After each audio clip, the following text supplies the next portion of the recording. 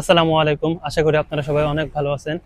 আমি অনেক ভালো আছি। তো রিসেন্টলি কয়েকদিন যাবত ভিডিও দেওয়া হয় না, কারণ হচ্ছে পরীক্ষার এক্সামের কারণ হচ্ছে অনেকদিন ভিডিও স্থগিত ছিল। তো এখন হচ্ছে স্টেপ বাই স্টেপ ভিডিও দিতে চেষ্টা করব। আর সামনে হচ্ছে বাংলাদেশে যাচ্ছি, তো বাংলাদেশে ইমিগ্রেশন কিভাবে আপনারা এয়ারপোর্টে আসবেন, ভিতরে কি কি কাজ করবেন সম্পূর্ণ হচ্ছে ভিডিওর মধ্যে দেওয়ার চেষ্টা করব ইনশাল্লাহ। ভালোভাবে ধীরে ধীরে আপনি কিভাবে একজন স্টুডেন্ট বাংলাদেশ থেকে চায়নাতে আসবে অথবা চায়না থেকে বাংলাদেশে যাবে, তো কিভাবে গাইডলাইন প্রয়োজন সেগুলো হচ্ছে আস্তে আস্তে দেওয়ার চেষ্টা করবো। আশা করি পরবর্তী ভিডিওগুলো আরো ইন্টারেস্টিং, যারা হচ্ছে সেপ্টেম্বর বা পরবর্তীতে চায়নাতে আসবেন তাদের জন্য অনেক হেল্পফুল। তো আজকের ভিডিওর টপিকটা হচ্ছে বাংলাদেশ থেকে যারা চায়নাতে আসবেন তাদের হচ্ছে ডুয়াল কারেন্সি কার্ড প্রয়োজন। কারণ বাংলাদেশ থেকে চায়নাতে যারা থাকবেন তাদের টাকা নিয়ে আসার জন্য একটা কার্ড প্রয়োজন।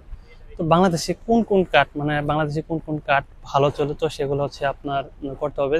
মিনিমাম হচ্ছে একটা হলো কার্ড নিয়ে আসতে হবে। তো আমি হচ্ছে এই ভিডিওর মধ্যে বলবো যে কোন কার্ডটা আপনার জন্য ভালো হবে। তো ভালোর মধ্যে হচ্ছে আমি চারটা বা তিনটা কার্ড আমি এখানে অ্যাড করছি, মানে হচ্ছে মানে কয়েকটা ইউজ করছি। যেমন ইউসিবি, এবি, তারপর আইএফআইসি, ব্রাক, এগুলো সবগুলো ইউজ করার পর ফার্স্ট অফ অল যদি আমি একটা কার্ড বলি, এটা হচ্ছে এবি ব্যাংক। বর্তমানে এবি ব্যাংক অনেক ভালো একটা রেট দিচ্ছে, কারণ এখানে হচ্ছে একবারে 3000 আরএমবি উইথড্র করা যায়। এর জন্য আর কি আপনার ট্যাক্স যা আদার্স এগুলো কম কাটে, এর জন্য হচ্ছে রেটটা কম কাটে। আমি এর জন্য মনে করি আপনার এবি ব্যাংক এটা হলো সর্বোচ্চ ভালো হবে আর কি, বেস্ট হবে। তার পরবর্তী যেটা হচ্ছে আপনার জন্য হচ্ছে ইউসিবি ব্যাংক। আপনি যদি ইউসিবি ব্যাংক অ্যাকাউন্ট করেন, সেখানে হচ্ছে আপনি ডুয়েল কারেন্সি কার্ড একসাথে আপনি হচ্ছে 2400 আরএমবি উইথড্র করতে পারতেছেন। সেক্ষেত্রে আমি বলতে পারি ইউসিবি ব্যাংক 2 নম্বর কাতারে অনেক ভালো একটা ব্যাংক। আপনি হচ্ছে এবি ব্যাংক এবং ইউসিবি এই দুটা থেকে একটা যদি আপনি করেন, সেক্ষেত্রে সর্বোচ্চ ভালো একটা বেনিফিট, মানে হচ্ছে বাংলাদেশ থেকে টাকা নিয়ে আসতে একটা ভালো একটা সার্ভিস পাবেন। এবং ব্যাংক অ্যাপস, তো এই অ্যাপটাও ভালোভাবে চলে, যে কোনো বিপিএন দিয়ে আর কি কানেক্ট হয়। আর তার পরবর্তী এটা হচ্ছে আপনার যেটা হচ্ছে ঠেকার কাজ, বাংলায় সহজ ভাষায় বলতে ঠেকার কাজ চালানোর জন্য আপনার হচ্ছে আইএফআইসি। এটা মোটামুটি সব জায়গায় আছে, কিন্তু তুলনামূলক আপনি কম আরএমবি উইথড্র করাতে সেক্ষেত্রে আপনার হচ্ছে কিছু মানে আরএমবি রেটটা একটু বাড়তে পারে, তুলনামূলক একটু বাড়তে, সেক্ষেত্রে একটু ডাউন আর কি 3 নম্বরে রাখা যায়।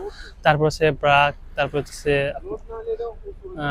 হচ্ছে ব্রাক ব্যাংক। তো এটা মোটামুটি যে আইএফআইসির মতোই, তো এগুলো আপনি নিতে পারেন। আমি যদি এখানে শর্টকাট আপনাদের সাজেস্ট করি, সেক্ষেত্রে হচ্ছে এবি ব্যাংক এবং ইউসিবি, এই দুইটা হচ্ছে আপনার জন্য বেস্ট একটা ব্যাংক।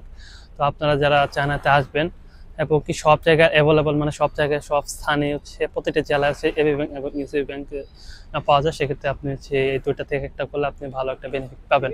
আশা করি আপনারা যারা চায়নাতে আসবেন তাদের জন্য অবশ্যই এই দুইটা থেকে একটা ব্যাংক কার্ড করা প্রয়োজন।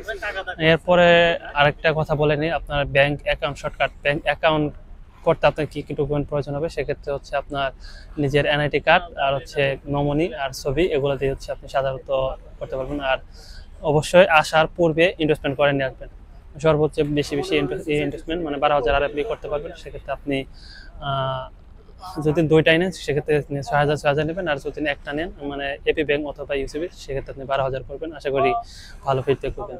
আশা করি এই ভিডিও আপনার জন্য অনেক হেল্পফুল করবে, এবং সামনে যেগুলো ভিডিও আসতে চলেছে অনেক ভালো ভালো ভিডিও হবে। অবশ্যই চ্যানেলটি সাবস্ক্রাইব করবেন, পাশে থাকবেন। আশা করি অনেক ভালো ফিডব্যাক পাবেন। আল্লাহ হাফেজ।